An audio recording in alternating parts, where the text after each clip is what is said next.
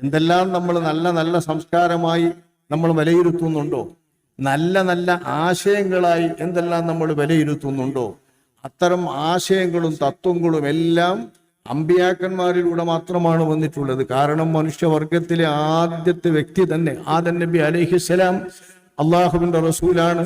ഈ വിശ്വാസപ്രകാരം ആദം നബി മുതൽക്ക് ഇങ്ങോട്ട് വന്നിട്ടുള്ള സമൂഹത്തിലെ എല്ലാ നല്ല സംസ്കാരങ്ങളും അവർക്കിടയിൽ നിലനിൽക്കുന്ന എല്ലാ നല്ല തത്വങ്ങളും എല്ലാവരും അംഗീകരിക്കുന്ന, എല്ലാവരും സ്വീകരിക്കുന്ന സർവാംഗീകൃതമായ തത്വങ്ങൾ ധാരാളമുണ്ടല്ലോ. ആ തത്വങ്ങൾ അത്രയും അള്ളാഹുവിന്റെ അമ്പിയാക്കന്മാരിലൂടെ ഈ ലോകത്ത് പ്രചരിച്ചിട്ടുള്ളതും ഈ ലോകത്ത് നിലനിന്നിട്ടുള്ളതുമാണ്.